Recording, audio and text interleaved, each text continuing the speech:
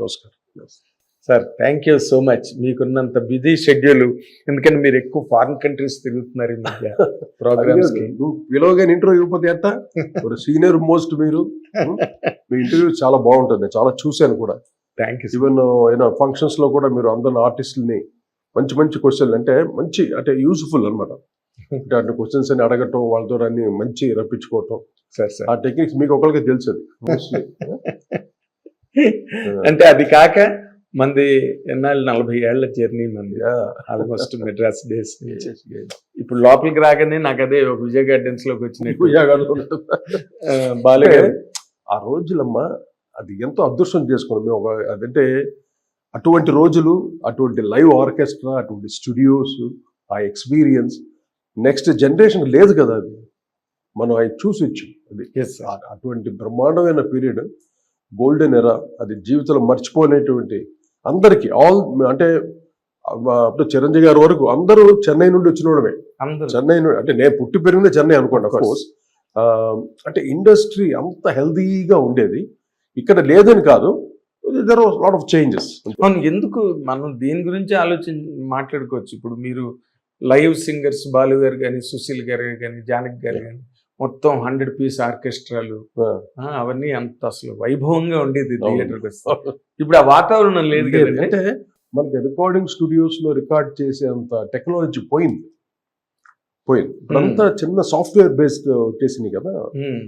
Keyboard ప్లేయర్లు కూర్చొని వాళ్ళే చేసేవచ్చు, కీబోర్డ్ లోనే సాంగ్ రికార్డింగ్ చేసేవచ్చు అన్నట్టు అంత టెక్నాలజీ అంత ఈజీ అయిపోయింది. ఆ రోజుల్లో అది కాదుగా. ఎవ్రీథింగ్ మనం క్రియేట్ చేసుకోవాలి. రిథమ్ ప్యాటర్న్స్ కానీ, ఆర్గనైజేషన్ కానీ, ఎవ్రీథింగ్ మనం చేసుకోవాలి. ఇప్పుడు ఏంటంటే ఇంత పాటని ప్రాసెసింగ్స్ తోటి ఒక కొత్త సౌండ్ ఇవ్వడానికి ప్రయత్నిస్తున్నారు. ఇప్పుడు కీబోర్డ్ ప్లేయర్స్ కానీ, మామూలుగా సౌండ్ ఇంజనీర్స్ కానీ, వీళ్ళందరూ. అప్పట్లో అది ఉండేది, ట్రూ టోన్ వచ్చేది. ఇప్పుడు ఘంటసాల గారు పాడితే ట్రూ వాయిస్ అలాగ వచ్చేది. బాలసుబ్రహ్మణ్యం పాడితే ఆ వాయిస్ ట్రూ టోన్స్. అంటే అటువంటి ఎక్విప్మెంట్స్ అయ్యి అప్పట్లో అన్ని అనలాగ్ సిస్టమ్ అంటారు. అనలాగ్. ఇప్పుడు అన్ని డిజిటల్ అయిపోయింది. ఎప్పుడైతే డిజిటల్ అయిపోయిందో ఆ ఒరిజినాలిటీ పోతుంది. అది అందువల్ల వాళ్ళంతా ముందే వెళ్ళిపోయారు, మంచి పని చేశారు. ఇప్పుడు ఉంటే వాళ్ళ వయసులో ఉండేది కాదు అసలు. టెక్నాలజీ అలా మారిపోతుంది రోజు రోజు. సరే, దాని ప్రపంచం అలాగే వెళ్తుంది. టెక్నాలజీని బట్టి, ట్రెండ్ని బట్టి ఎప్పటికప్పుడు మారుతూ ఉంటుంది. మార్పుతోటి వెళుతూ ఉంటుంది ప్రపంచం. సరే, ఇప్పుడు ఏఐ కూడా వచ్చింది. అది టూ అడ్వాన్స్డ్. అది ఇంకా దాంట్లో పాటలు చేయమంటే అదే పాటలు చేసి ఇచ్చేస్తుంది, లిరిక్స్ అదే రాసిస్తుంది. ఇంత టెక్నాలజీ వచ్చిన తర్వాత కానీ ఎంతైనా మన లైవే, మన బ్రెయిన్తో చేసేది వేరు. ఏఐ వచ్చి పెద్ద అంత డామినేట్ చేసేంత ఇది కాదు. ఊరికేదో ఫన్, మనకు బదులు ఎవరో చేశారా అన్నట్టు ఉంటుంది. అంతేగాని AI is not a revolution కాదు. మేబీ అవ్వచ్చు, ఇది సాఫ్ట్వేర్ జాబ్స్ విషయంలో అవ్వచ్చు, కానీ not in the creative field. Definitely. ఎందుకంటే ఒక లిమిట్ వరకే ఏఐ, ఒక లిమిట్ వరకే.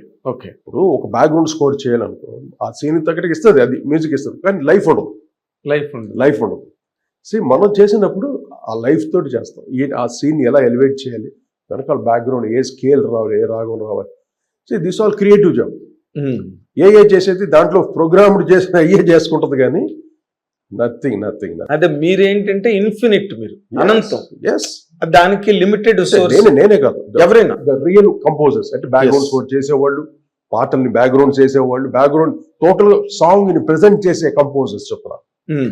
మాకంతా అసలు భయం లేదు. ఎందుకు? We got that knowledge. We can prove any time. AI is nothing for us. So ఇదేం పెద్ద థ్రెట్ కాదు అంటే ఐ థింక్ క్రియేటివ్ ఫీల్డ్ లో కాదనుకుంటాను. ఇప్పుడు జాబ్ సాఫ్ట్వేర్స్ అనుకో, దాంట్లో అటువంటి కొన్ని చేయడానికి, ఓవర్ అడ్వాన్స్డ్ ఇది చేయడానికి అటువంటి టెక్నాలజీకి ఓకే, కానీ నాట్ క్రియేటివ్కి అంత ఇది కాదు. కానీ కొన్ని పిక్చర్స్ మటుకు చాలా అద్భుతంగా ఉంటుంది. ఇప్పుడు ఏదైనా సీనరీ, మొన్న మా ఫ్రెండ్ ఒక అతను ఊరికే క్రియేట్ చేయమని అతనే క్రియేట్ చేశాడు. ఒక లేక్ ఉండాలి, ఒక విలేజ్, అక్కడ 10 మంది డాన్సర్ ఉండాలి, మంచి అందమైన అమ్మాయి ఉండాలి, అక్కడ వెనకాల ఒక వాగు ఉండాలి. ఇలా జస్ట్ దాంట్లో రాసేస్తే అది మొత్తం క్రియేట్ చేసి ఇచ్చింది పిక్చర్ యాజ్ ఇట్ ఇస్. బ్రహ్మాండంగా ఉంది అసలు. ఎక్కడ మనం ఒక స్విట్జర్లాండ్లో అలా ఒక న్యూజిలాండ్లో ఉన్న అంత ఆ లొకేషన్ కానీ అంత లైవ్లీగా ఉంది. That thing okay. నాట్ సరే, ఒక పాట చేయమని చెప్తాం. పాటని ఇప్పుడు నా పాటే ఉంది, మొన్న ఎవరో ట్రై చేశారు. నా మనసుకు ఏమైంది పాట నా అది చేసింది. మనసుకేమైంది? పాట ఆ పాట అది చేసింది. చేస్తే మోర్ మెకానికల్ గా ఉంది కానీ తలా తోకలేదు పాటకి. ఏదో కొత్తగా ఉంది కానీ అది ఎంతవరకు రీచ్ అయ్యే విధంగా లేదు. వింటుంటే కొత్తగా ఉంది. నా పాటే ఇప్పుడు నేను చేసింది ఎంత ఒక లైవ్లీ ఒక బీట్, ఒక మంచి మెలడీ అన్నట్టు ఉంది కదా, బ్యాక్గ్రౌండ్స్ అన్ని.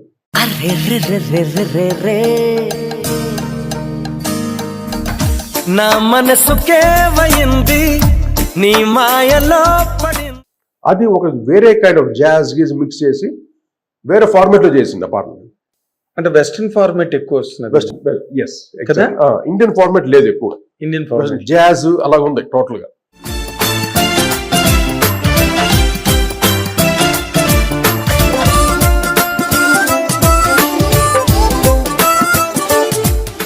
నా పాట వేరే కలర్ గా వినిపిస్తుంది అంతే. అది ఎంతవరకు ఇదవుతుందో నాకు తెలియదు. ఫ్యూచర్ లో ఏమిటో మరి మన జనాలు బట్టే కదా ఏదన్నా అంతే కదా. ఫ్యూచర్. అంటే ఏ రకమైన ఇన్నోవేషన్స్ వస్తాయి తెలియదు. ఏ క్షణం ఏం జరుగుతుంది ఎవరు తెలుసా, తెలియట్లేదు. బట్ అడ్వాన్స్డ్ అవుతుంది. చాలా ఫాస్ట్ గ్రోత్ అన్నమాట. ప్రతి టెక్నాలజీలో అడ్వాన్స్ అవుతుంది బాగా. బట్ సంగీతానికి అది వర్కౌట్ అవుదేమో కదా సార్. మొత్తం కాదు చెప్పలేము కదా. రేపు జనరేషన్స్ ఎలా ఉంటారు, అన్ని రోబోట్స్ రావచ్చు. రేపు అంత కంప్లీట్ రోబోట్ అవ్వచ్చు. టోటల్ రోబోట్ వరల్డ్ అయిపోతుంది టోటల్. మనంతా ఇళ్లలో కూర్చుంటే అవి మొత్తం వంట చేయడం, దొడ్లు కాడటం అన్ని చూసుకుంటారు కంప్లీట్. ఆ లెవెల్ అయిపోతుంది ఫ్యూచర్లో. సార్